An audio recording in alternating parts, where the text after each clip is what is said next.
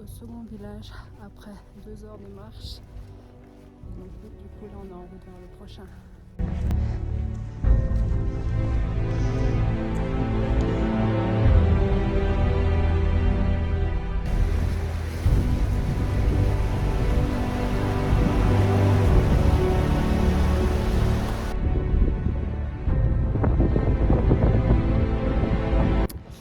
Arrivé au deuxième village, pour l'instant on a marché presque 3 heures. Et là on a Up Design, si je le prononce bien, et on va s'arrêter pour manger un petit bout parce qu'après on a encore 4 heures de randonnée qui nous attend pour arriver du coup au prochain stop où on va passer la nuit. Donc voilà, on va faire une petite pause ici.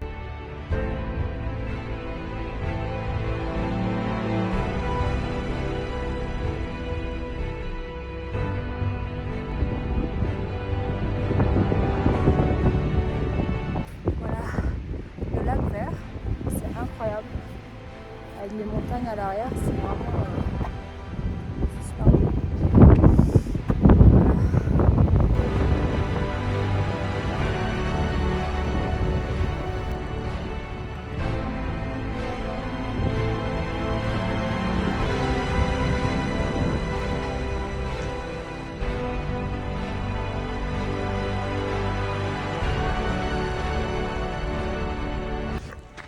C'est vraiment pas humain de faire ça.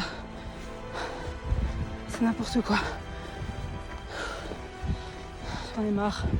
Bon ben, ça fait, je sais même pas, peut-être 7 heures qu'on marche. On a fait 2 pauses. On s'est arrêté pour manger, on s'est arrêté pour boire un thé, manger à 4 heures. Mais je vous avoue que c'est très très dur.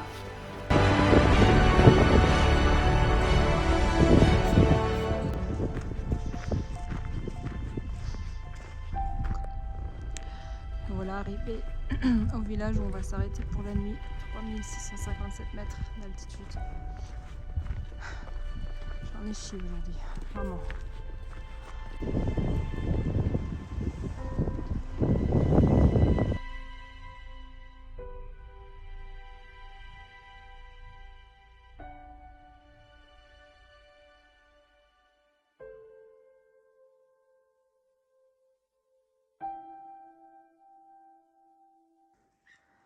La vue ce matin au réveil depuis la guest house.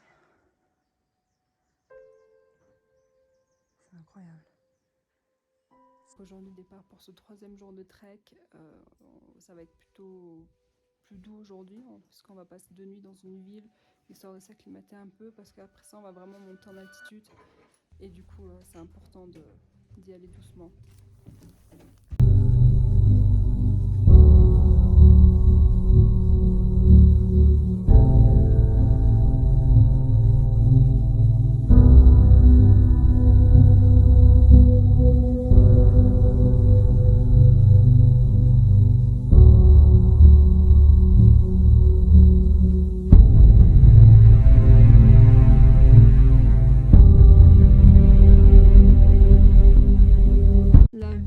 Chambre pour cette 3e nuitée du trek. On est dans le village de Mannheim. Par contre, on voit que les chambres se font de plus en plus rudimentaires. Donc voilà, c'est très simple.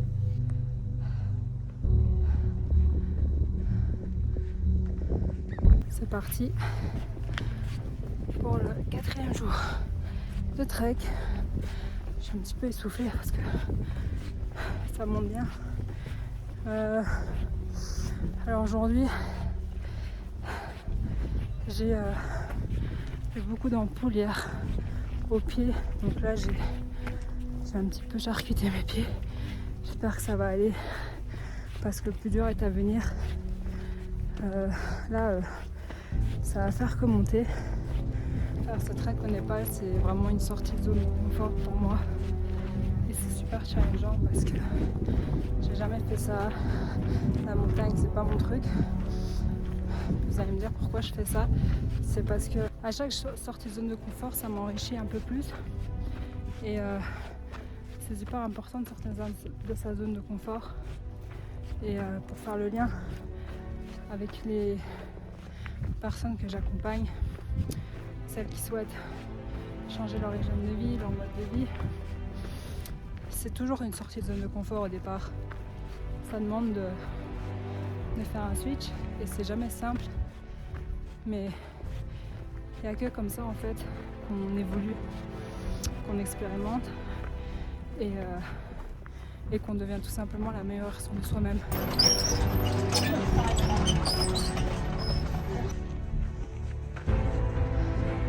J'ai des putains d'ampoules aux pieds qui me freinent. Je fais du 2 à l'heure. Mais regardez-moi ce paysage.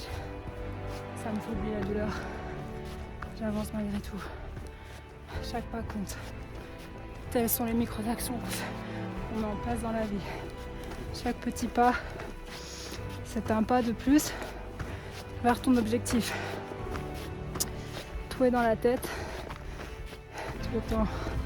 C'est l'état d'esprit qui prime avant tout et ça, je le remarque vraiment bien ici. En faisant ce trek, c'est tout est dans la tête et je vous avoue qu'il y a des jours j'ai envie d'abandonner.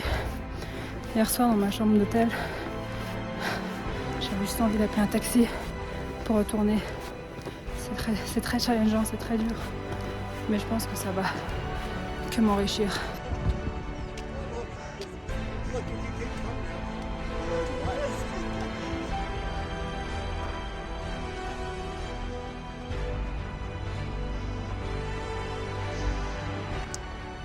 Ok, arrivé au premier village, le Ginseng, à 3900 mètres d'altitude. On commence à monter de plus en plus. Regardez-moi ça quoi. Franchement, c'est pas tous les jours qu'on voit ça. Les montagnes enneigées, les buffles au fond.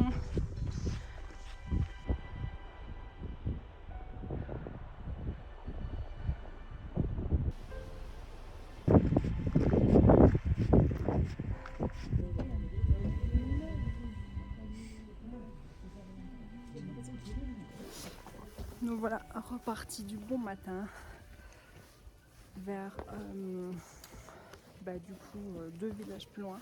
Je pense qu'on va marcher plus ou moins 4 heures. J'ai pas bien dormi du tout cette nuit. Je pense que j'ai dormi 3-4 heures maximum. J'ai eu du mal à m'endormir et apparemment c'est l'altitude qui peut jouer sur le sommeil. Donc voilà.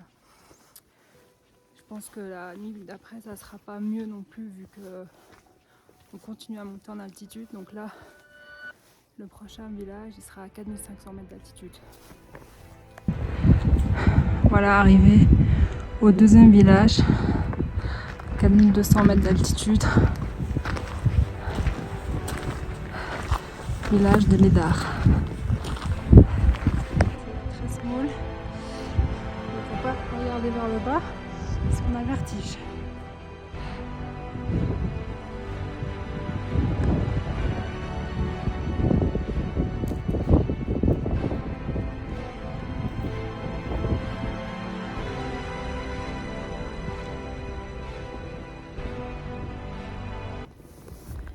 Bien arrivé au dernier village avant de passer le pass. Je cache pas que je me sens hyper faible. Je sais pas si c'est l'altitude ou si c'est le fait que j'ai dormi 2-3 heures l'année dernière. Mais en tout cas je me sens vraiment pas bien. Et je sais pas comment. J'espère que demain ça ira. Et que je vais mieux dormir parce que c'est vrai que là c'est compliqué. J'ai la tête qui tourne, je suis faible. Donc voilà. Voici, on a passé notre avant-dernière nuit, l'avant-dernier point avant le sommet. Une vue incroyable sur la montagne.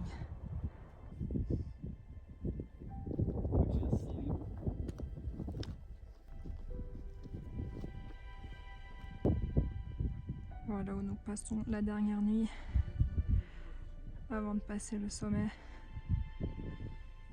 On est ici à 4900 mètres d'altitude.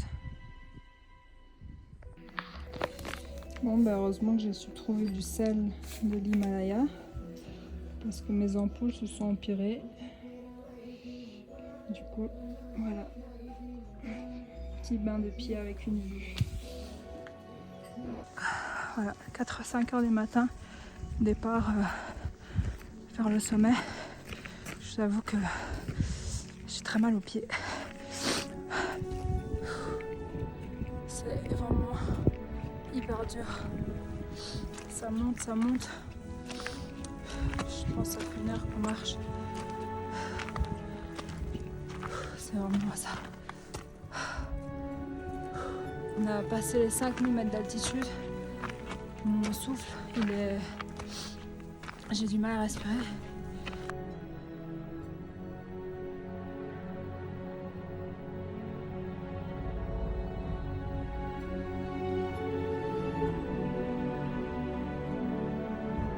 On est arrivé.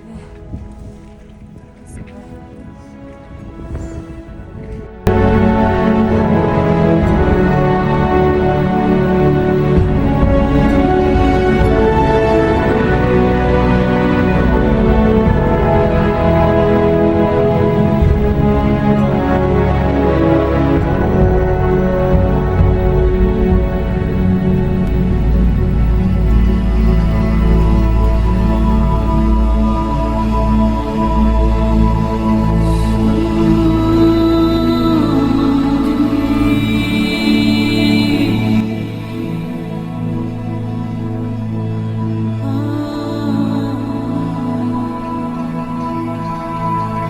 Je me surpasse vraiment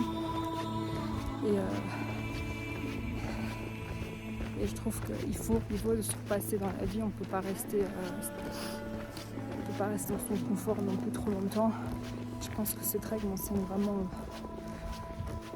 de persévérer, d'aller au-dessus de mon mental. Et je pense que c'est comme tout en fait dans la vie, donc, que ce soit par rapport à mon coaching, perdre du poids, avoir envie de changer de vie, avoir une vie plus alignée, une hygiène de vie plus alignée aussi. Je pense que ça demande, enfin c'est pas que je pense, c'est que je suis sûre, ça demande des efforts, comme pour tout dans la vie. Ça demande de sortir de sa zone de confort et ça demande du courage, mais ça s'entraîne pour faire les choses step by step.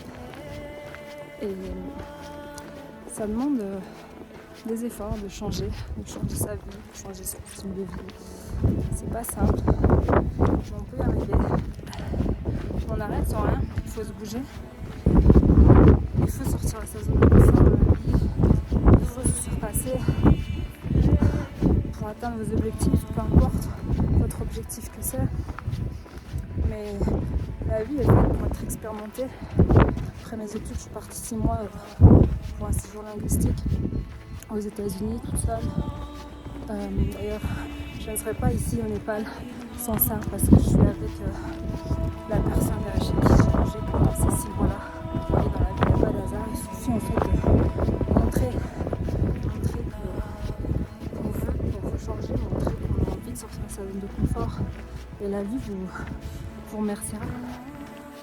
C'est comme là, 9 ans plus tard, on se retrouve, on s'était plus vu. On a toujours gardé contact, mais on s'était plus vu pendant 9 ans. Et donc je trouve ça dingue. Je trouve ça vraiment dingue. Ensuite, j'ai continué à voyager. Dès que je pouvais, avec mes congés, je voyageais. Après, j'ai fait un tour d'Asie, 6 mois sac à dos, qui m'a aussi énormément révélé plein de choses sur moi, sur le quotidien, et ça m'a, en gros, ça m'a confirmé que j'étais plus bien dans ce mode de vie-là qui m'a mené à, si on peut dire, un burn-out. Je suis trop contente. Enfin, comme quoi, en 1 an, il y a énormément de choses qui peuvent changer. Mais ça demande de sortir de sa zone de confort, ça demande du courage. Mais derrière chaque peur, il y a des belles opportunités qui vous attendent, vraiment, croyez-moi. Ne restez pas dans votre confort inconfortable. Bougez, explorez, expérimentez un max de choses. et vivez en fait. Ne vivez pas par dépit. La vie, elle est pas linéaire. Il y a des hauts, des bas, et il faut apprendre à vivre avec. Avoir la gratitude dans chaque situation. Priorisez-vous. Parce que ça, on oublie. Le travail. Les enfants. Et vous ne pouvez pas vous occuper des autres si vous occupez pas. Désolée, c'est votre responsabilité vous-même.